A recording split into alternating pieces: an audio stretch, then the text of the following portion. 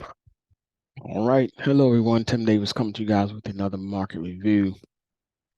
And I'm just basically going to do this. What I'm basically going to do this morning is go over the major indices by looking at the futures market and take a look at gold and silver, of course.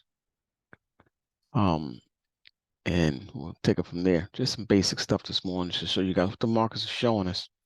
And I want to start off by looking at the weekly charts again, because the weekly charts again is definitely showing markets are definitely in digestion mode and attempting to digest these overbought conditions that RSI has been showing that the market's been in for quite a bit. Today is Monday, March 18th, 2024. Time is just about 3 a.m. East Coast time. So start out by looking at the Dow Jones futures on the weekly chart.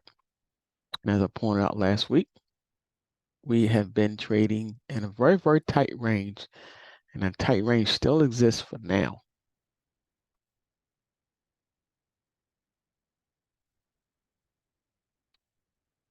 So as you can see, we are just right at around a resistance level, trading still this tight range, which I think eventually will work itself out one way or the other to the upside or to the downside. And look at the RSI again, still in overbought territory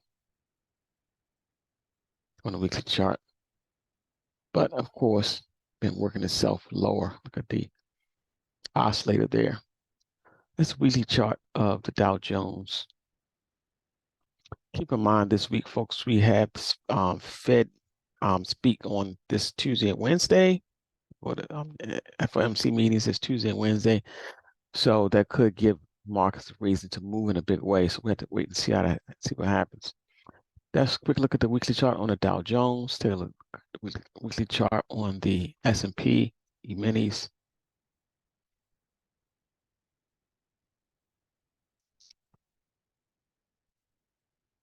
Okay, and here we stand here.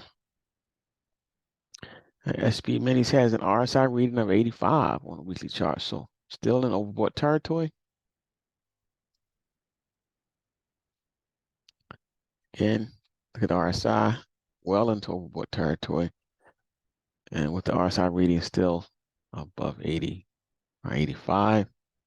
Again, still at this tight range, right at a level of resistance. So again, we'll work its way out, work itself out one way or another, probably very soon. But that's I'll be paying close attention to that, especially as we go through the Fed meeting on this week. That's a quick glance at the S&P E-minis. Let's take a quick glance at NASDAQ futures. And again, same scenario. I am going to have to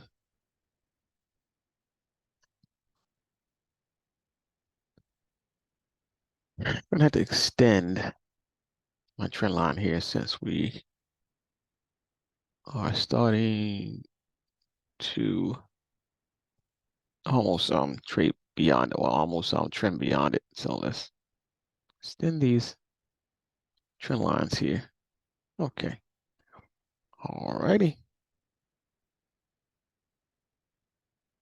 So again, same scenario here. Look at the RSI in overbought territory, but it is trending downward. Trending downward. Right around a level of resistance. So again, I think that's going to work itself out one way or the other. We've been trending higher for quite a bit, so my guess would be able to eventually work its way out to the downside, more than likely. One more, we'll take a look at the futures of the Russell 2000.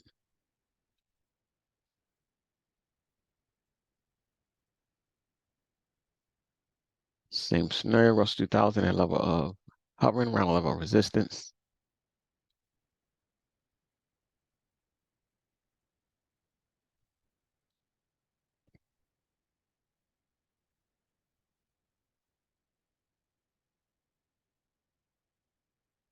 So Russell hovering around a level of resistance, RSI not in overbought territory, but it's hanging around very close to the overbought territory.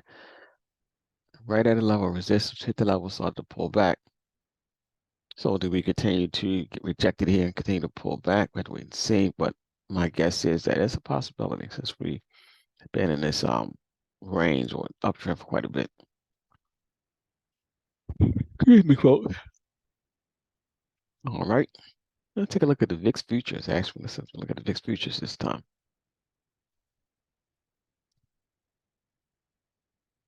And with the VIX futures still hovering around a level of support, looking for a massive bounce. Again, anything is possible this week with the FOMC meeting. Could it give the VIX a huge bounce off of this floor? That is a possibility. So we have to wait and see how this week pans out. But the VIX has just been hovering right around that level of support, looking for a sustainable bounce above it, but it has not gotten it just yet. Okay, so let's look at our major indexes on our weekly chart and the VIX. Take a look at gold.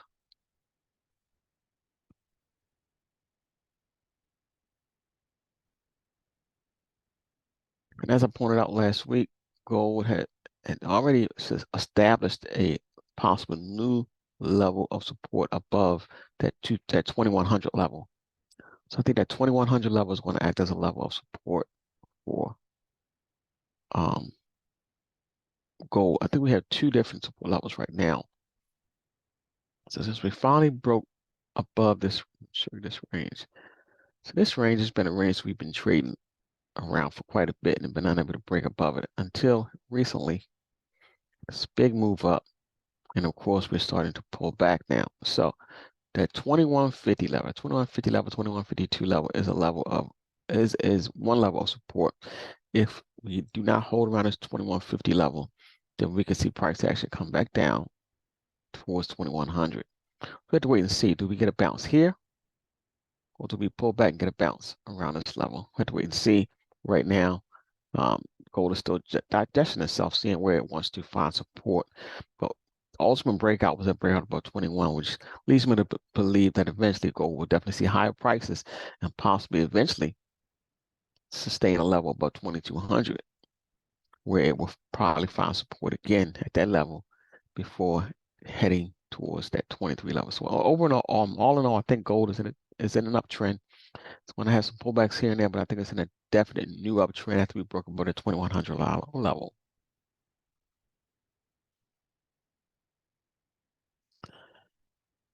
And let's take a look at silver. I think right now silver is probably definitely going to be it could seem to be the stronger of the two, because it is yet to break the ultimate level of resistance, which I think will happen eventually. Still trending up nice way, but I think this level right here is a level to watch for a massive breakout of silver. And that level is just right around 2650. I see 2650. If you do that 2650, we can see silver really start to ramp up. So again, nice uptrend in silver, as we can see now. Nice uptrend. It started in silver, and I think there's much more room to go to the upside.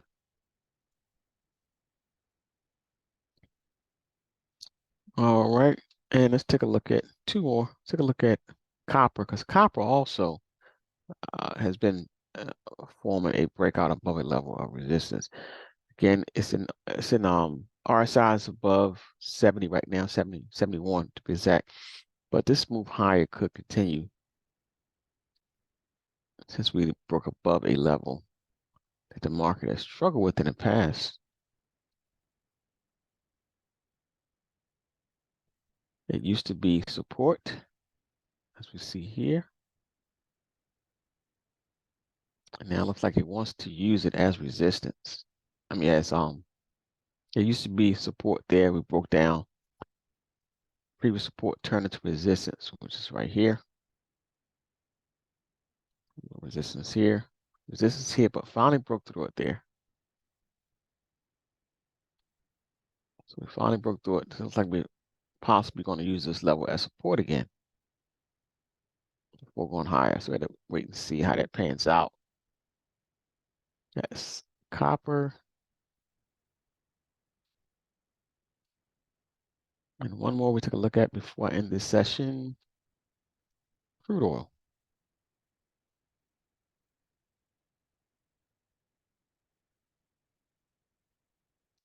So again, I still think crude oil has yet to really, break out in a massive way, but the uptrend is still intact. So since crude oil hit the support level, started to base here, and then looks like it's slowly but surely curling right back up. Again, once we break this level here, which is around 80, let's see, about 82 bucks, so around 82 bucks, we get about 82 bucks, we can really start to see crude oil ratchet up and head towards 90. So again, crude oil still in an uptrend, unless it fails here, head back down to towards the 70, but I just personally, I don't think that's happening. We've been establishing this base for a long time. Normally, you establish a long base like that, especially on a weekly chart, and start to move up. I mean, it's like establish a floor here. Like that floor is beyond us now, like it's starting a steady trend higher. So it's in a trending pattern higher. Like you guys know, I like to follow trends. So when we see the support level established for quite a bit, and then we start to raise above that support level, slowly but surely, this is, to me, a new trending pattern higher because we broke out of this level. Once we break out of this level that we've been pretty much trending in, or selling in at, or how you want to call it. So within that range, this was a base that crude was forming. Once we broke out of that base, to me, it's a new trend higher pattern, which makes it a good area to focus in and trade the trend. All right, folks, that's all I have for you guys for this weekend. Hopefully this information that you guys can use. I will see you guys on the next video. Hopefully I may try to step in here after Fed speaks on Wednesday. And maybe try to come in before the end of the week and see what how markets are digesting the information the Feds put out there. Till next time, see you guys on the next video. Tim Davis signing off.